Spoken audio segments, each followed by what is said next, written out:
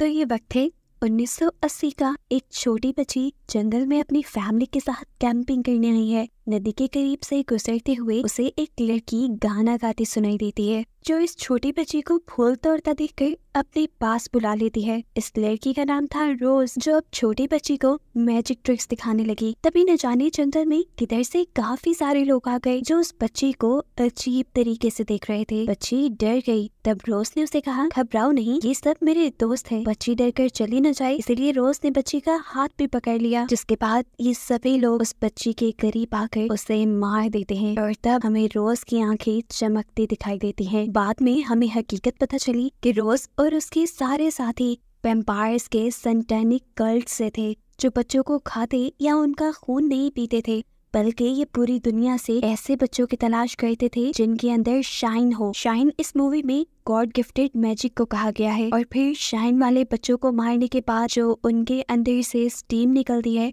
ये लोग उसको खाकर हजारों सालों तक जिंदा रहते हैं। अब सीन कट होता है और हमें ओवरलुक होटल को दिखाया जाता है, जहाँ पर एक बच्चा साइकिल चला रहा है। इस बच्चे का नाम है डैनी। अब ये डैनी नाम का बच्चा अपने होटल के वॉशरूम में एक बूढ़ी औरत का भूत देख लेता है, जो देखते ही वो बहुत ज्यादा डर चुका था। उस होटल से जब वो घर वापस लौटा तो उसने बोलना तक छोड़ दिया था। काफी दिन तक यही मामला चलता रहा। अब तो उसकी मॉम भी उसके लिए काफी परेशान रहने लगी थी। अब एक दिन उसी के शहर में उसे ओवरलुक होटल में दिखने वाली एक सोल मिलने के लिए आती है, जिसे डैनी इसलिए देख पा रहा था क्योंकि उसके अंदर भी शाइन थी, मैजिकल पावर्स थी। ये सोल उसे बताती है कि जब मैं छोटा था तो मेरे अंदर भी शाइन थी, लेकिन उसकी शाइन डैनी से कई ज्यादा गुना कम थी। इसी वजह से जब वो ओवरलुक होटल के अंदर गया तो उसे कुछ नहीं हुआ। लेकिन जब डैनी ओवरलुक होटल के अंदर गया तो वहाँ पे मौजूद सभी सोल्स जाग गयी, क्योंकि वो सारी सोल्स शाइन की भूखी थी और डैनी को मारकर डैनी की शाइन लेना चाहती थी। इसलिए वो अब तक डैनी के पीछे पड़ी हुई है। ये सोल डैनी को अब कुछ बताने आई है। वो डैनी को एक बॉक्स देता है और कहता है, देखो ये एक मैजिक ट्रिक है जो मुझे मेरी ग्रैंडमा ने सिखाई थी। इसके जरिए तुम उन सारी सोल्स को कैद कर दोगे जो तुम्हारे पीछे पड़ी हुई है, वो भी इस बॉक्स में। डैनी सवाल करता है, इतनी सारी सोल्स को इस बॉक्स में? जवाब में वो कहता है, ये बॉक्स असल में तुम अपने माइंड में क्रिएट करोगे और उनके अंदर उन सभी सोल्स को कैद करोगे। अब इस सोल की बात मानते हुए डैनी अपने घर के वॉशरूम में जाता है, जहाँ पर उसे वो बुढ़ी सोल दिखाई देने लग गई थी। वहाँ जाकर वो अपने माइंड में एक बॉक्स क्रिएट करते हुए उस सोल को कैद कर देता है, जिसके बाद वो अपने आप को काफी रिलैक्स फील कर रहा था और इस चीज से उसकी मॉम भी खुश थी। अब यही से सीन कट होकर 31 साल बाद का सीन दिखाया जाता है, जहाँ डैनी अब बड़ा हो चुका है और उसकी मॉम मर चुकी है। डैनी की लाइफ बिल्कुल बकवास थी। वो अल्कोहल एडिक्ट बन चुका था और इसी एडिक्शन के अंदर वो एक आदमी से लड़ भी जाता है।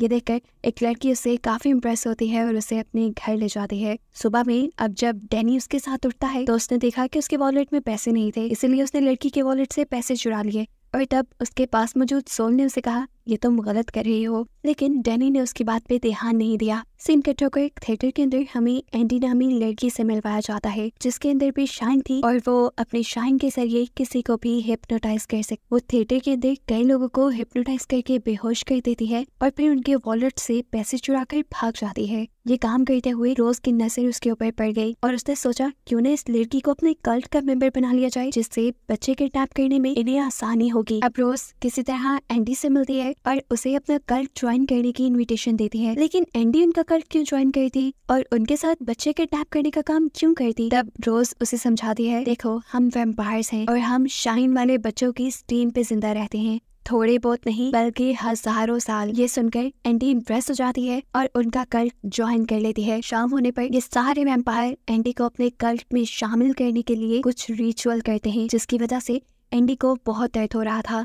इसके बाद एंडी को शाइन सुखाई जाती है, जो कि उसी बच्चे की थी जिसे मूवी के स्टार्ट में इन सब ने मारा था। और उसके बाद फाइनली एंडी इनके कल्ट का हिस्सा बन जाती है, यानी एक शाइन खाने वाली वैम्पायर बन जाती है। अब सीन कट होकर हमें एक छोटी बच्ची एब्रा को दिखाया जाता है। आज उसका बर्थडे है और बहुत सारे लोग उसकी बर्थडे पे आए हैं। उसके डैड ने एक मैजिशियन भी बुलवाया है उसके बर्थडे के लिए। मैजिशियन जब काफी सारे मैजिक ट्रिक्स दिखाता है, मैजिशियन की मैजिक ट्रिक से इम्प्रेस होकर एब्रा घर जाकर अपने पेरेंट्स को अपनी मैजिक ट्रिक सिखाती है। उसने अपने माइंड से सारी स्पून्स को कंट्रोल करते हुए छत पे लटका दिया था और फिर उन्हें नीचे भी गिरा दिया। और ये मैजिक करने की वजह से उसके मॉम डैड बहुत ही ज्यादा डर गए। साथ ही साथ उसके इस मैजिक करने से उसे डैनी और रोज दोनों ने ही सेंस कर लिया था, यानी दोनों को ही अपने करीब किसी शाइन वाले इंसान के होने का पता चला था। खैर, अब डैनी अपनी लाइफ बेहतर करना चाहता था, इसीलिए वो दूसरे शहर आकर एक बिली नामी इंसान से मिलता है जो उसे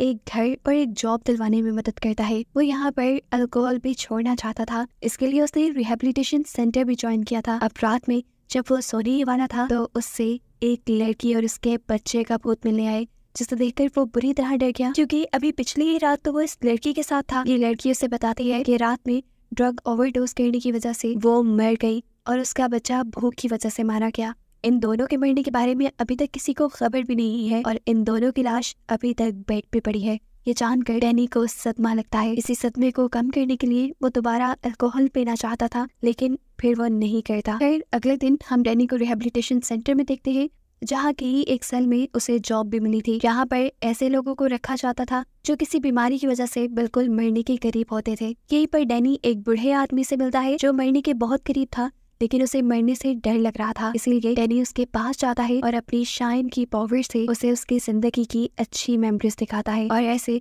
उसकी मौत उसके लिए आसान बन जाती है। अब डैनी की शाइन यूज करने की वजह से एब्रा को डैनी का पता चल गया था। उसे ये पता चला था कि एक आदमी दूसरे शहर में है जिसके पास शाइन है। वो अपनी शाइन से यानी अपनी मैजिकल पावर्स से डैनी से कांटेक्ट करती है और उसकी रूम की वॉल पर हेलो लिखती है।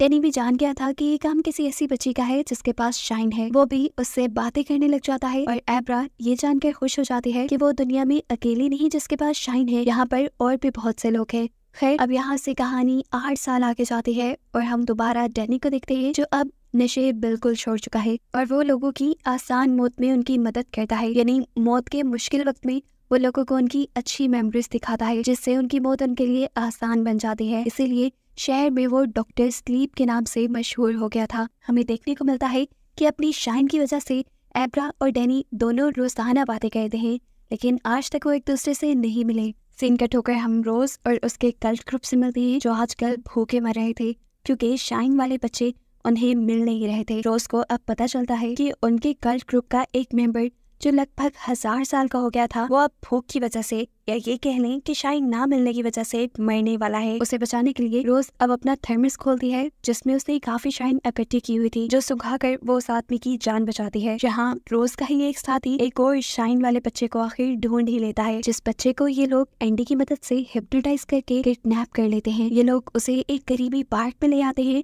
और जमीन पे बांधकर रोज उसे टॉर्चर करना शुरू कर देती है और उससे निकलने वाली शाइन के ऊपर ये सभी लोग टूट पड़ते हैं। उसके दुख, टॉर्चर और दर्द को दूर बैठी एब्रा सेंस कर लेती है और बहुत ज्यादा चिल्लाती है। उस बच्चे के मरने की वजह से एब्रा को बहुत ज्यादा सदमा लगा था।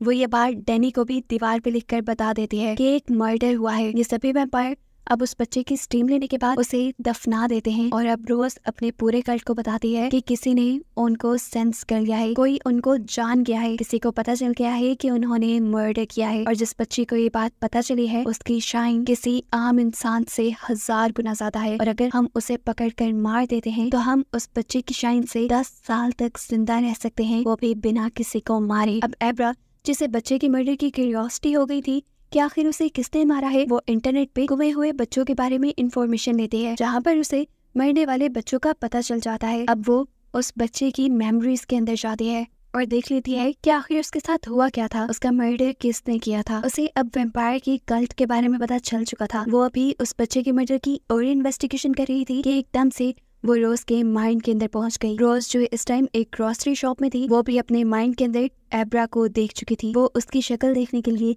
एक शीशे के पास जाती है। उसे देखते हुए वो उसे कंट्रोल करने ही वाली थी कि एब्रा ने फौरन रोज के साथ अपना कनेक्शन तोड़ दिया और इतनी अचानक से कनेक्शन टूटने पर रोज अपने आप को संभाल नहीं पाती और दूर जाकर गिरती है। रोज फौरन अपने साथी को जाकर बताती है कि हमने जितना सोचा था उस लड़की के पास उससे कहीं ज्यादा ताकत है, क्योंकि वो रोज के माइंड के अंदर से चली गई थी। अब एब्रा को उस बच्चे के मर्डर को इन्वेस्टिगेट करना था। उसे पता था कि इसमें उसकी मदद डैनी ही कर सकता है, इसीलिए वो अगले दिन स्कूल नहीं जाती बल्कि डैनी से मिलने के लिए जाती है। डैनी भी उससे मिलकर खुश होता है और उसे बताता है जिसे एब्रा मैजिक समझ रही है उसे शाइन कहते हैं। यहाँ पर एब्रा डैनी को उस वैम्पायर कल्ट के बारे में बताती है जिसने उस बच्चे का मर्डर किया था। असल में एब्रा चाहती थी कि ये दोनों मिलकर उस बच्चे की डेड बॉडी को बाहर निकालें, जिसके बाद उस वैम्पायर गर्ल को उनके किए की सजा मिले। लेकिन डैनी इस सारे पंगे में नहीं पड़ना चाहता। वो एब्रा को भी यही मशवरा देता है कि तुम्हें भी अपनी शाइन को यूज करना बंद कर देना चाहिए, वरना वो कल्ट तुम्हें भी सेंस करके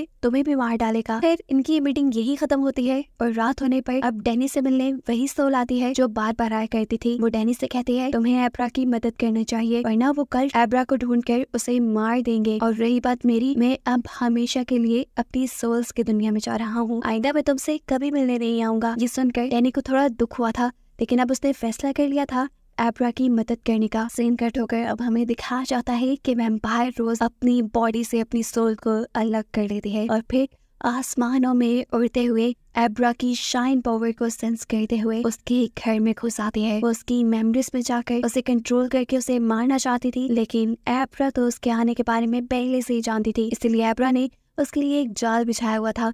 जैसे ही रोज उसकी मेमोरीज के अंदर जाती है, एब्रा उसके हाथ को पकड़ लेती है, जिससे रोज को बहुत ज्यादा दर्द होता है और वो बिना यहाँ कुछ भी किए फौरन यहाँ से भाग जाती है। यहाँ आने पर उसे पता चलता है कि अब उसके कल्ट के कोर मेंबर जो कि काफी बूढ़े हो चुके थे वो मर रहे हैं, क्योंकि इनके पास टीम बची ही नहीं। एंडी से पूछते है ये क्या हो रहा है, तुमने तो कहा था कि हम लोग मरते नहीं है। तब रोज बताती है ऐसा नहीं था, मैंने तुम्हें ये बताया था कि हम लोग जितनी ज्यादा स्टीम लेते हैं उतना ज्यादा जिंदा रहते हैं। इन्हीं की बातों के दौरान ये देखते हैं कि इनके ग्रैंडपा मारे जाते हैं और रोज और उसके सारे साथी उनकी बॉडी से निकलने वाली स्टीम को खा जाते हैं। यहाँ पर रोज का साथी उसे बताता है कि हम एब्रा को ढूंढने के लिए जा रहे हैं, लेकिन हम तुम्हें साथ नहीं ले जा सकते क्योंकि वो तुम्हारे माइंड को कंट्रोल कर सकती है और फिर हमारा प्लान भी जान सकती है।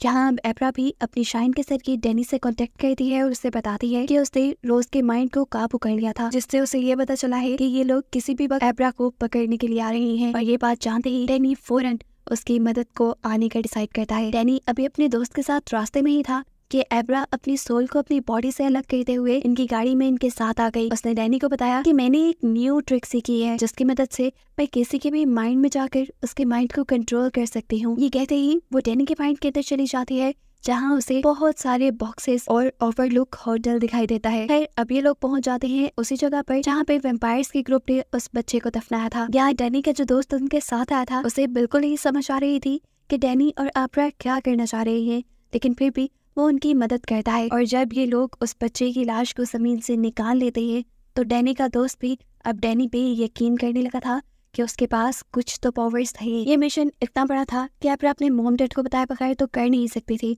इसलिए सुबह होने पर वो डैनी और डैनी के दोस्त को अपने घर ले जाती है और अपने डैड के माइंड को कंट्रोल करते हुए उसे उस बच्चे के मर्डर की सारी स्टोरी दिखा देती है और उन्हें वैम्पायर के कल्ट ग्रुप के बारे में भी बता देती है। एब्रा चाहती थी कि उन वैम्पायर के ग्रुप को पुलिस पकड़ ले, लेकिन उसके डैड कहते हैं वो ग्रुप इतने सालों से जिंदा है, उन्होंने पुलिस का कोई जुगाड़ तो किया ही होगा, बेहतर यही है कि हम लोग खुद उन वैम्पायर्स को मारे। अब एब्रा अपनी पावर से उस कल्ट की लोकेशन को जान लेती है और उसे पता चलता है कि वो लोग एब्रा को ही पकड़ने के लिए आ रहे थे। अब यहाँ डैनी उन सबको धोखा देने का प्लान बनाता है। ये तीनों लड़के एब्रा को लेकर एक जंगल में आ जाते हैं और एब्रा की पावर्स को सेंस करते हुए ये पूरा कल्ट ग्रुप भी उसी जंगल में आ जाता है।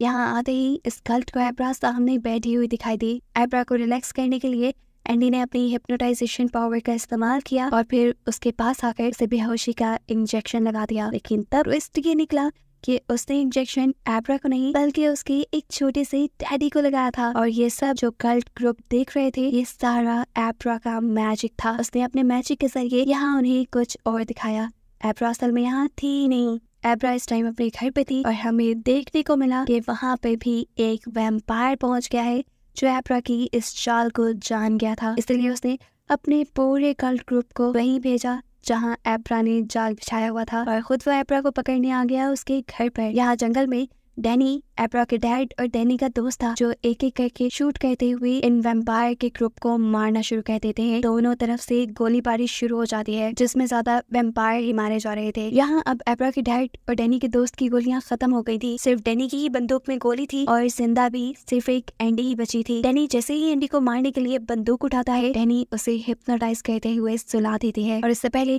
कि वो डैनी को ही मार देती एब्रा अपनी पावर्स का यूज करते हुए डैनी को जगा देती है। अभी डैनी पूरी तरह उठा नहीं था कि एकदम से उन्हें गोली चलने की आवाज सुनाई दी और गोली लग गई एंडी को। देखने में पता चला कि ये डैनी के दोस्त ने मारी थी और मरने से पहले गुस्से में एंडी अपनी पावर्स का यूज करते हुए उस आदमी को ये कमांड दे गई कि तुम अपने आप को गोली मार लो। यह आदमी जो हिप्नोटाइज हुआ था एंडी की बात मानते हुए वो अपने आप को शूट कर देता है और यही मारा जाता है। सीन कट होकर अब एब्रा के घर का सीन दिखाया जाता है जहाँ पर इन वैम्पायर्स का एक मेंबर एब्रा को बेहोश करके यहाँ से ले जा रहा है। हालांकि वक्त पे एब्रा के डैड उसे आकर रोकने की कोशिश भी करते हैं लेकिन सब कुछ बेकार। एब्रा को जब होश आया तो उसे कार में बिठाया हुआ था और सीट बेल्ट से बांधा गया था। उसे ड्रग की ओवरडोज दी गई थी जिसकी वजह से वो होश में भी नहीं आ रही थी और ना ही अपनी पावर्स का यूज कर पा रही थी। जहाँ जब डैनी को एब्रा के किडनैप होने का पता चलता है तो वो बहुत ज्यादा अपसेट हो चुका था। इसी अपसेट माइंड के साथ वो अब काफी सालों बाद दोबारा अल्कोहल पीने का फैसला करता है, लेकिन इस मर्तबा भी वो अपने आप पे कंट्रोल कर गया था और फिर उसने एब्रा को ढूंढने के लिए अपनी शाइन का इस्तेमाल किया और एब्रा को ढूंढ भी लिया। वो अपनी शाइन के जरिए एब्रा की बॉडी के अंदर चला जाता है और फिर अपने साथ बैठे हुए ड्राइवर के माइंड को कंट्रोल करते हुए उनकी गाड़ी का एक्सीडेंट करवा देता है, जिसकी वजह से वो आदमी गाड़ी से बाहर निकलकर बहुत बुरी तरह मर चुका था। ऐसे ये सारे के सारे वैम्पायर्स तकरीबन मारे जा चुके थे सिवाय रोज के, जिन्हें ये लोग इस मिशन में नहीं लाए थे। अब रोज अपने आप को ताकतवर बनाने के लिए अपनी थर्मस में स्टोर की हुई सारी की सारी स्टीम ले लेती है, जिसके बाद वो एब्रा और डैनी से बदला लेने का फैसला करती है। डैनी एब्रा को बताता है कि रोज अब बहुत ज्यादा ताकतवर हो गई है और वो हम दोनों को नहीं छोड़ेगी, लेकिन उसे मजा चुकाने के लिए मैं एक ऐसी जगह जा रहा हूँ जो जगह शाइन वाले लोगों के लिए बहुत ज्यादा खतरनाक है और वो है ओवरलुक होटल, जहाँ से बहुत सारी सोल्स डैनी के पीछे पड़ी थी। डैनी का मानना था कि अगर ये शाइन वाले लोगों के लिए खतरनाक है तो वैम्पायर के लिए तो शायद और भी ज्यादा खतरनाक हो। इस होटल में आते ही डैनी बॉयलर रूम में जाकर बॉयलर को ऑन कर देता है और फिर एक बार रूम में जाता है जहाँ एक सोल उसे अल्कोहल ऑफर करती है, क्योंकि सोल जानती थी डैनी एक शराबी था। डैनी अपने डैड की तरह इस शराब के लिए अपनी सोल को बेच सकता था, लेकिन उसने यहाँ पे अपने सारे इमोशंस को कंट्रोल कर लिया और ऐसे सोल्स के जाल में नहीं फंसा। अब डैनी और एब्रा देखते हैं कि रोज भी इन दोनों को सेंस करते हुए इसी होटल में आ चुकी है, जिसके यहाँ आते ही उसे लिफ्ट से बहुत सारा खून निकलता दिखाई देता है। इसके बाद रोज आगे बढ़ती है तो उसे डैनी और एब्रा मिल जाते हैं, जो दोनों एक ही साथ अपनी शाइन वाली पावर्स से उसके ऊपर हमला कर चुके थे। उनके इस हमले की वजह से रोज पहुंच चुकी थी एक अजीब से दुनिया में जो बिल्कुल एक पजल जैसी थी, जहाँ पर बार बार एब्रा आकर उसके ऊपर हमला कर रही थी। अब अगली मर्तबा जब एब्रा उसके ऊपर हमला करने के लिए आती है तो रोज बिल्कुल तैयार खड़ी थी। वो एब्रा को पकड़ लेती है उसे मारने के लिए, लेकिन तभी उसे पता चलता है कि ये माइंड एब्रा का नहीं बल्कि ये माइंड डैनी का है, जहाँ पर वो उसे एक बॉक्स में बंद करना चाहता है। ये एहसास होते ही रोज फौरन डैनी के माइंड से बाहर निकल आती है, जिसके बाद अब वो डैनी और एब्रा के सामने थी। एब्रा उसे देखते ही भाग जाती है, जबकि यहाँ रोज डैनी को अपने कल्ट में शामिल होने की ऑफर देती है, लेकिन डैनी जैसे ही इनकार करता है और उसके ऊपर हमला करने वाला होता है, वैसे ही रोज उसके हाथ से उसकी एक्स लेकर